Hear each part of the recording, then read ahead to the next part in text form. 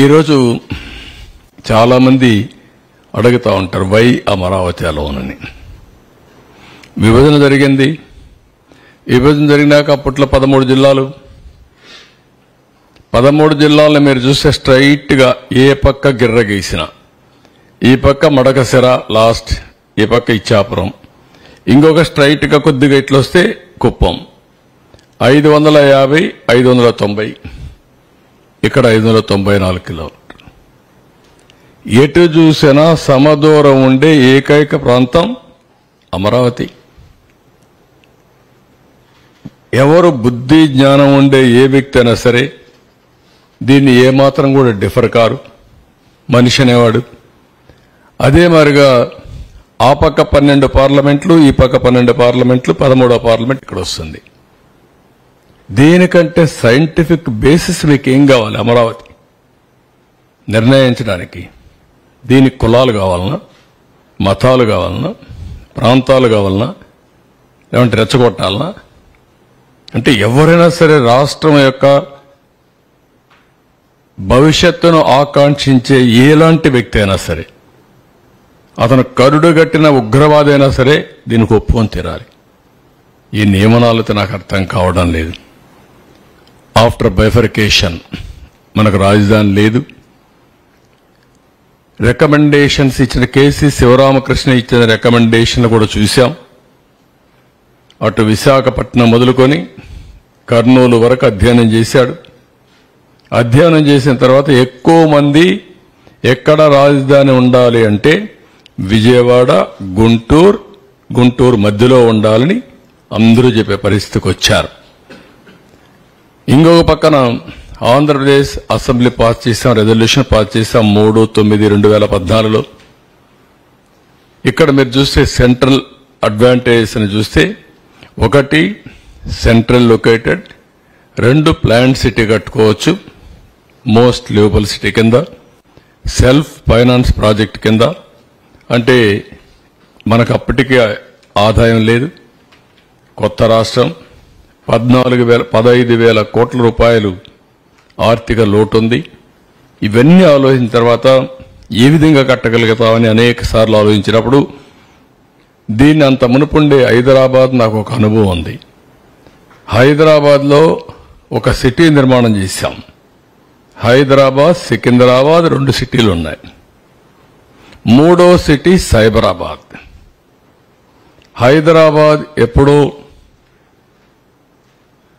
నిజాం నిర్మాణం చేశాడు.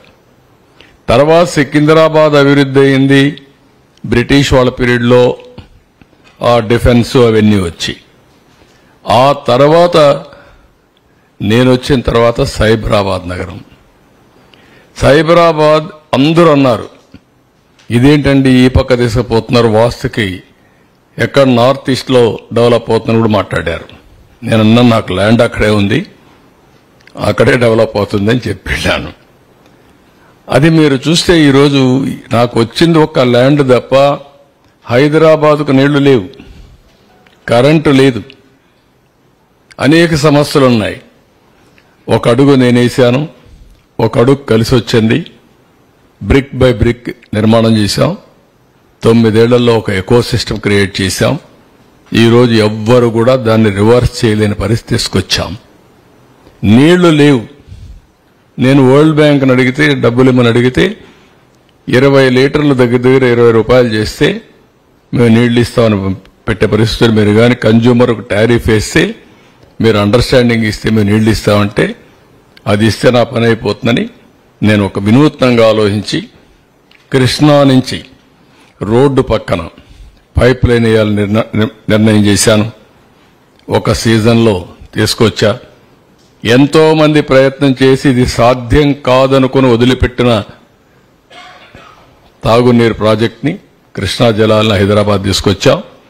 దాంతో చరిత్ర తిరగరాసే పరిస్థితికి వచ్చాం. ఈరోజు అలాంటి అనుభవం పెట్టుకుని దీనికోసం మేము ఆలోచించింది ఈ ల్యాండ్ పూలింగ్ అని చాలాసార్లు మేము ఆలోచించాం. హైదరాబాద్కి ఒక ఎట్లా చేయాలి అని మేము ఆలోచిస్తే, ఒక టవర్ కట్టాలి. టవర్ కట్టాలంటే ఎట్ట కట్టాలి, ఏం చేయాలి?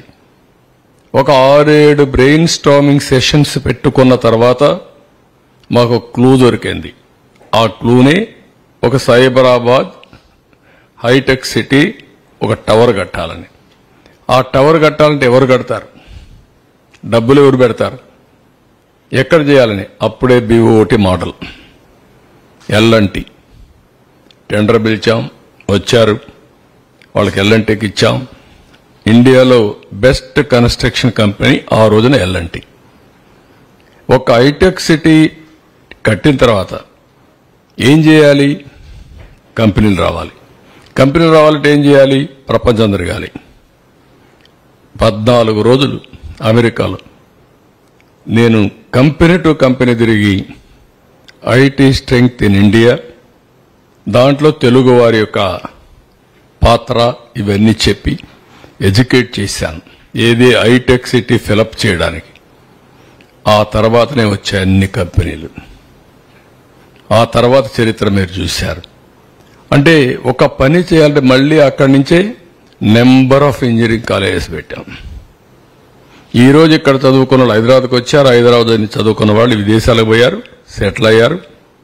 కడాన మైక్రోసాఫ్ట్ CEO కూడా హైదరాబాద్లో పనిచేసి CEO అయ్యే పరిస్థితికి వచ్చాడు. ఒక ఈవెంట్ ఏ విధంగా అభివృద్ధి అవుతుందో ఎగ్జాంపుల్స్ ఇవన్నీ. అలాంటి పవిత్రమైన భావంతో చేసిన నగరం, పవిత్ర లక్ష్యంతో ఒక ఆశయం కోసం ఈ నగరాన్ని నిర్మాణం ప్రారంభించాం. ఇక్కడికి వచ్చినప్పుడు నారాయణ గారు మంత్రి. చాలాసార్లు ఆలోచించాం, నారాయణ పంపించేవాడిని, ఏం చేద్దాం అని ఆలోచించాం. కడాని ఇక్కడ కొంతమంది ల్యాండ్ ఇవ్వడానికి సిద్ధంగా ఉన్నారు అనేది ఫస్ట్ స్టెప్. అది అయిన తర్వాత ఆలోచించాం, ల్యాండ్ ఇవ్వడానికి సిద్ధంగా ఉన్నది ఎట్లా ఇవ్వాలి, ఏ రేటుకు కొనాలి. మా దగ్గర డబ్బులు లేవు, అప్పటికే 15,000 కోట్లు డెఫిసిట్ ఫైనాన్స్. మేము మాట్లాడుకోనంగా అటా డెవలప్ చేసి ల్యాండ్ పూలింగ్ అనే ఆలోచన వచ్చింది. ఆ ల్యాండ్ పూలింగ్ అనే ఆలోచన సాధ్యమా? ఇది ఒక ఇండస్ట్రీ పెట్టాలంటే ఒక 20 ఎకరాలు 30 ఎకరాలు ల్యాండ్ ఎక్విజిషన్ చేయాలంటే గవర్నమెంట్ ఆఫ్ ఇండియా ఇచ్చినట్టు కొత్త రూల్స్ అన్ని పాటిస్తాం. ఒక ఇరిగేషన్ ప్రాజెక్ట్ చేయాలంటే ఎంత కష్టపడ్డా మనం చూసాం. కానీ నాకు ఒక సంతోషం, నేను కట్టిన ఏ ప్రాజెక్ట్ అయినా మీరు తీసుకుంటే విన్ సిచ్యువేషన్లో ముందుకు పోయా. నేను ఒకటే మనసులో పెట్టుకున్నాను, ఒక ప్రాజెక్టు కడితే ఆ ప్రాజెక్టు వల్ల లబ్ధి పొందిన వాళ్ళు ఎంత ఆనందంగా ఉంటారో, ఆ ప్రాజెక్టు వల్ల ఆస్తి నష్టపోయిన వాళ్ళు కూడా అంతే ఆనందంగా ఉండాలి. అంటే ఎక్కువ కాంపన్సేషన్ ఇవ్వాలి. అదే ఇచ్చాం.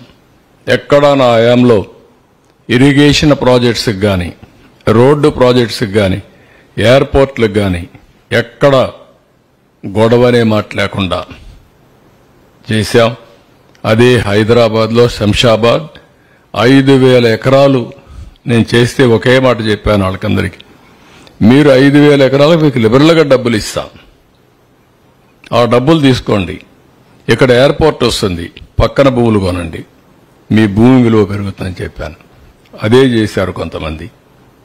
ఆ విధంగా మనం చేసి డెవలప్మెంట్ కోసం ముందుకు పోయాం.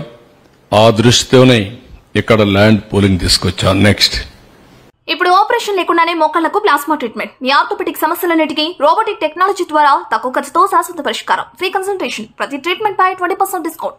ఈ ఆఫర్ కొద్ది రోజులు మాత్రమే. త్వరపడండి. V9 hospitals 9281465842.